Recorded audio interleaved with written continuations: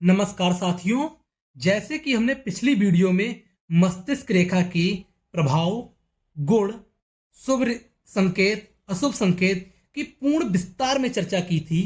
इसी क्रम को आगे बढ़ाते हुए हमें एक और जो हमारी प्राइमरी लाइन है भाग रेखा, सबसे ज़्यादा इसी के बारे में कमेंट आ रहे थे कि भाग रेखा पर चर्चा कब होगी, को आज मैं लेकर आया हूं। और भाग रेखा के हम विस्तार में चर्चा करेंगे, उसके सारे पहलू, शुभ अशुभ गुण, क्या प्रभाव हमारे जीवन पे है। और भाग्य रेखा, सबसे पहले तो मैं बात करता हूं प्रारंभ कहां से होती है। तो जैसा कि हमारे शास्त्रों में बताया गया है कि कोई भी रेखा जो कहीं से प्रारंभ हो और शनि पर्वत या फिर शनि के क्षेत्र में पहुंचे या फिर उससे टच करते हुए कहीं और मुड़े, वह भाग्य रेखा है। सबसे पहले तो मैं इसका निर्माण कर लेता हूं। तो सबसे शुभ भाग्य रेखा है वह मणिबद्ध, जो हमारी कलाई के नीचे की रेखाएं हैं, मणिबद्ध यहां से प्रारंभ होती है और हमारे जो शनि ग्रह है वहां तक पहुंचती है। ये एक जो भाग्य रेखा, ये एक शुभ भाग्य रेखाओं में से एक मैंने बनाई है। ये बिल्कुल शानदार शुभ भाग्य रेखा है। तो सबसे पहले तो भाग्य रेखा के उपनाम क्या है। इसको हम धन रेखा भी कहते हैं, इसको शनि रेखा भी कहते हैं, भाग्य उदय रेखा भी कहते हैं। ये इसके कुछ एक उपनाम है। और जो ये मैंने क्षेत्र बनाया है ये बिल्कुल शुभ स्थिति है इसकी, मणिबद्ध से प्रारंभ होकर शनि पर्वत तक पहुंचने की, ये इसकी शुभ स्थिति है। अब भाग्य रेखा हमारा कारक क्या है।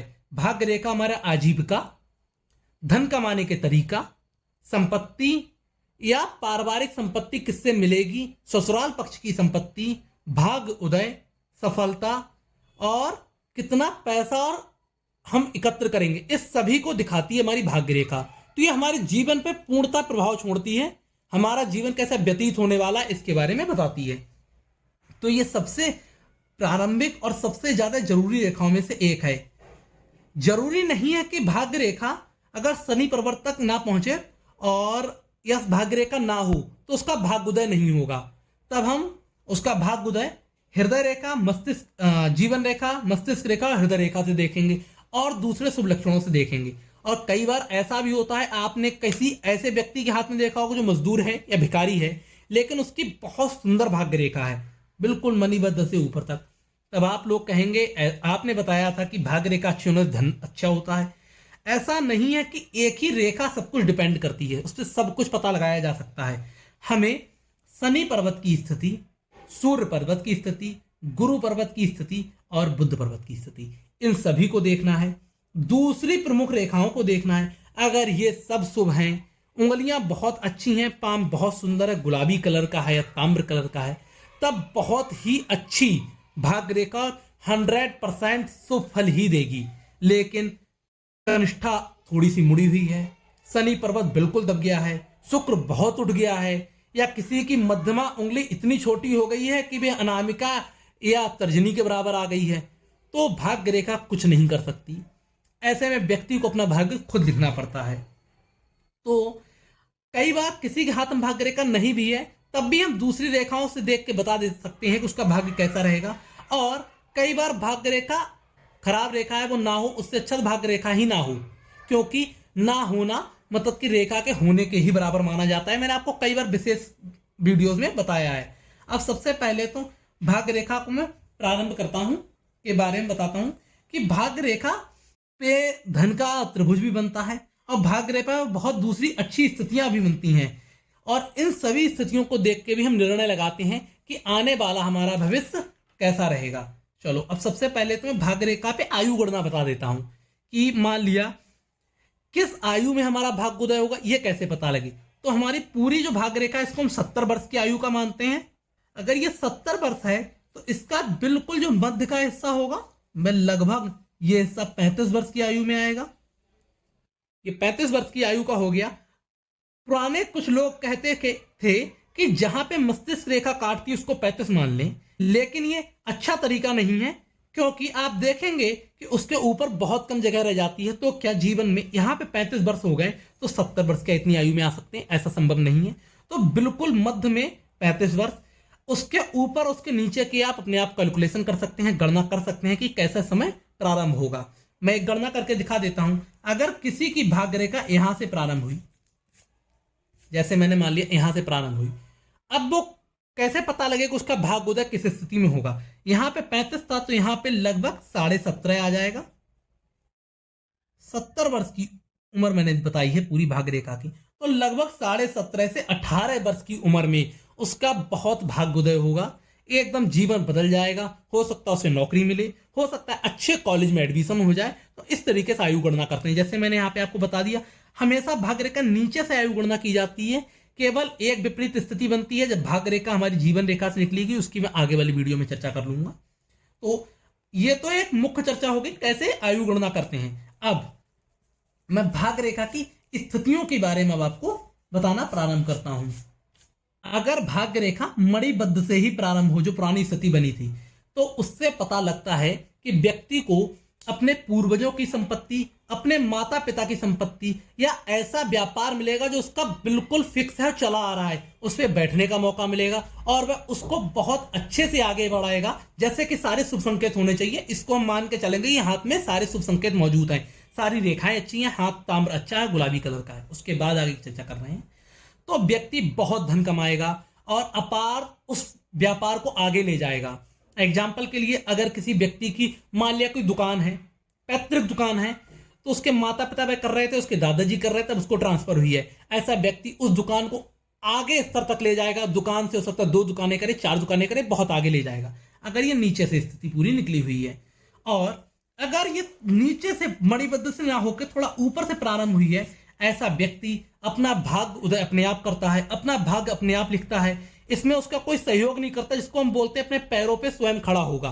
व्यक्ति को सपोर्ट ज्यादा नहीं चाहिए, मैं अपना भाग्य खुद ही लिख देता है। उसके अलावा तीसरी स्थिति बनती है कि भाग्य रेखा चंद्र पर्वत से प्रारंभ हो। यह हमारा चंद्र का क्षेत्र है, इसको मैं बना देता हूं। जो ये गोला बना है चंद्र का क्षेत्र है, ये जो उठा हुआ चंद्र क्षेत्र, ये चंद्र का। यहां से भाग्य रेखा प्रारंभ हो, ये इस तरीके से आए भाग्य रेखा, चाहे मिल जाए इस तरीके से, एक ऑलरेडी भाग्य रेखा उसमें मिल जाए, या यहीं से प्रारंभ हो। चंद्र हमारा कल्पनाशीलता का प्रतीक है, चंद्र हमारा पत्नी का प्रतीक है। या तो उसका भाग्योदय उसकी शादी के बाद होगा, शादी के बाद देखना उसके कार्य में दिन दुगना रात चौगनी बढ़ोतरी होगी। शादी के बाद हो सकता है उसकी जॉब लगे या बिजनेस हो, या फिर उसकी नवीन सोच, चंद्रमा हमारी नवीन सोच है, ऐसी सोच से वो अपने कार्य को इतने ऊपर तक ले जाएगा जहां उसने सोचा नहीं होगा, कल्पनाओं से परे अपने कार्य को ले जाएगा। ये तो चंद्र पर्वत की स्थिति हुई। अगर यहां से ना निकल के शुक्र के क्षेत्र से भाग्य रेखा प्रारंभ हो, शुक्र से हमारी ऐसे आई और भाग्य रेखा ऐसे निकली, ये नहीं है, इस तरीके से एक भाग्य रेखा निकल के गई। शुक्र हमारा ससुराल पक्ष का प्रतीक है। ऐसे में व्यक्ति को ससुराल से बहुत लाभ होगा। ससुराल से हो सकता है व्यापार में उसको फायदा मिले, धन मिले, संपत्ति मिले, या पत्नी हो सकता है घर में अकेली हो तो अपने साथ संपत्ति लेके आए, धन लेके आए बहुत सारा, या फिर ससुराल पक्ष बहुत मजबूत हो, किसी राजनीति के अच्छे क्षेत्र में हो तो आपको भी उसी क्षेत्र में ले जाए। तो ये तो हुई हमारी चंद्र क्षेत्र और शुक्र क्षेत्र की बात। उसके अलावा अगर भाग्य रेखा इस तरीके से है, एक रेखा तो नीचे से आई, साथ में ससुराल पक्ष भी जुड़ गया, ऐसे में व्यक्ति खुद का भाग्य तो बना ही रहा था, ससुराल पक्ष का भी उसे संपूर्ण सहयोग मिलेगा। यह दोहरी भाग्य रेखा है, यह बहुत शुभ है। इसी की विपरीत स्थिति होती है, चंद्र पर्वत भी आ गया। नीचे तो भाग्य रेखा थी ही, चंद्र पर्वत से भी एक भाग्य रेखा जुड़ गई। पत्नी पक्ष, पत्नी कमाने वाली हो सकती है, पत्नी व्यापारी भी हो सकती है, कोई व्यापार कर रही हो, या सबसे ज्यादा विशेष शुभ स्थिति है तीनों ही हूं। शुक्र क्षेत्र पे से भी भाग्य रेखा है, हमारी मणिबद्ध से या बीच से भी भाग्य रेखा है, या केतु क्षेत्र से भाग्य रेखा है, या राहु क्षेत्र से भाग्य रेखा है, और चंद्र क्षेत्र से भी आ जाए तो समझ लो हर तरफ से पैसा ही पैसा। पत्नी भी कमाने वाली होगी, ससुराल पक्ष भी बहुत दान देगा, बहुत ही आपको सहयोग करेगा, और आप खुद भी अत्यंत कमाएंगे। यह सबसे शुभ स्थिति हुई। ऐसे में व्यक्ति कहते हैं अपने परिवार में सबसे ज्यादा अमीर होगा और बिल्कुल रास्ते बदल देगा। अब मैं आगे की चर्चा करता हूं। ये तो मैंने भाग्य रेखा के नीचे इस तरीके से डिवाइड हो रही है उसकी चर्चा कर ली। अब ये तो बहुत रेयर होता है, बहुत कम लोगों को दिखेगा ऐसा, लेकिन एक कई बार आपने देखा होता भाग्य रेखा ऐसी जा रही है और यहां पे द्विभाजित हो गई। ये द्विभाजित की बात कर रहा हूं, उसी पर्वत पे, शनि पर्वत पे ही 2 भागों में डिवाइड हो गई। ऐसे में व्यक्ति अगर ये द्विभाजित होकर बृहस्पति की तरफ इसकी शाखा निकली है तो बृहस्पति के सारे गुण ले लेगी, बहुत शुभ है। व्यक्ति धार्मिक होगा, और अपनी महत्वाकांक्षाओं को भी पूरा करेगा। व्यक्ति अच्छा कमाएगा भी और धार्मिक भी रहेगा। अगर ये द्विशाखा यहां से ना होके ये सूर्य पर्वत की तरफ द्विशाखित हो गई, ये द्विशाखित हुई है, सूर्य पर्वत तक पहुंची नहीं है, द्विशाखित हुई है, तब व्यक्ति का नाम, यश, कीर्ति भी बहुत होगी पैसे के साथ। ऐसा व्यक्ति ज्यादातर राजनेता देखा गया है। इतना धन कमाएगा बहुत, और वह अपने धन से अपना नाम भी पैदा करेगा। ये जो स्थिति है अब त्रिशाखित हो गई, ये बनी, ये तो राजयोग है। इसको हम राजयोग बोलते हैं अपनी भाषा में, ज्योतिष की भाषा में, क्योंकि आप देख रहे हैं वह सूर्य और बृहस्पति के तो गुण ला ही रहा है, साथ में शनि पर भाग्य रेखा पहुंच गई है, तीनों के गुण आएंगे। व्यक्ति बहुत ही अधिक धनी भी होगा, व्यक्ति इसके अलावा बहुत ही ज्यादा न्यायप्रिय भी होगा, व्यक्ति धार्मिक भी होगा, आदर्शवादी भी होगा, और बहुत ही ज्यादा यश और कीर्ति वाला होगा। ऐसा व्यक्ति विशेष तौर पर राजनेता देखा गया है, या फिर बड़ा खिलाड़ी, या बहुत ही बड़ा नेता। ये तीनों स्थिति बनती हैं। तो ये इसके अलावा एक स्थिति और अगर बनती है, किसी व्यक्ति के यहाँ पे और कई सारी रेखाएं निकल आई, 3 की जगह 5-6 हो गई। मैंने आपको बार बार बताया अति सदैव बुरी होती है। ऐसे में आप देखेंगे व्यक्ति हमेशा कंफ्यूज रहेगा, धन की स्थिति अच्छी नहीं बनेगी, व्यक्ति मानसिक डिस्टर्ब रहेगा, उसको समझ नहीं आएगा। व्यक्ति जीवन के अंतिम समय में अगर हम गणना करेंगे तो ये समय लगभग निकल के आएगा जीवन के लास्ट के 15 साल, लगभग 55 की उम्र के बाद से व्यक्ति पैसा नहीं कमा पाएगा, ना ही पैसा जोड़ पाएगा। तो एक अच्छी स्थिति नहीं हुई अगर व्यक्ति के यहाँ पे बहुशाखित हो गई। इसके अलावा एक और विशेष मैं चर्चा कर लेता हूं। अगर व्यक्ति की जो भाग्य रेखा है वह इस तरीके से प्रारंभ तो पूरी हुई, ऊपर तक गई, और कुछ रेखाएं आके ऐसे कई रेखाएं उसमें जुड़ गई। जब कई रेखाएं जुड़ जाएंगी तो ऐसा नहीं है कि व्यक्ति की कई बार शादियां होंगी और भाग्योदय होगा, बल्कि यह दिखाता है व्यक्ति अपनी सोच से कई बार अपना व्यापार बदलेगा, बार बार सफलता लेगा। यह चिपकी होनी चाहिए इस तरीके से भाग्य रेखा में, ये सफलता लेगा और आगे बढ़ जाएगा। अगर ये चिपकी हुई नहीं है, ये इस तरीके से आई और दूर रही, तो व्यक्ति बार बार अपना कार्य नहीं बदलेगा, कार्य वही रखेगा, दूसरे कार्यों से सफलता लेगा और उसको बंद कर देगा। जैसे प्रॉपर्टी खरीदी और बेच दी, कोई साइड बिजनेस शुरू किया उसको खत्म कर दिया, या अगर कोई जैसे आजकल फ्रीलांसर जो होते हैं आईटी में वर्क कर रहे हैं, अपनी जॉब तो करी ना, साथ में फ्रीलांसिंग का प्रोजेक्ट उठाया, उसको खत्म किया, धन लाभ लिया, बंद कर दिया, इस तरीके से। और इन सभी में सबसे ज्यादा विशेष स्थिति की अगर मैं बात करूं, और आप इन सबकी आयु गणना कर ही सकते हैं, मैंने आपको बता ही दिया। इन सबकी सबसे ज्यादा विशेष स्थिति तो तब बनती है एक भाग्य रेखा के संग में एक और भाग्य रेखा आ गई। भाग्य रेखा आपस में मिल ना जाए, पैरेलल चले, समांतर चले, तब व्यक्ति दोहरा भाग्य वाला है, दोहरा कार्य कर सकता है, मल्टी टैलेंटेड होगा, बहुत ही ज्यादा शुभ स्थिति है। अपने जीवन में, अपने परिवार में आप देखना सबसे अमीर व्यक्ति होंगे, बहुत ही रेयर कंडीशन है। सारे गुण अच्छे होने चाहिए।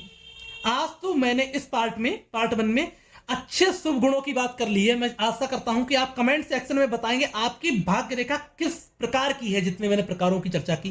पार्ट 2 में हम और बताएंगे कैसे महत्वाकांक्षी भाग्य रेखा होती है, कैसे हम ऑफिसर या अधिकारी बन सकते हैं, उसकी भाग्य रेखाएं कैसी होती हैं, और क्या क्या अनेक विशेष लाइनें होती हैं। मैं आशा करता हूं आप मेरी वीडियो को देख रहे होंगे, पसंद कर रहे होंगे। आप इस वीडियो को प्लीज शेयर जरूर करें, कमेंट करें, इससे मुझे नई वीडियो बनाने का मोटिवेशन मिलता है।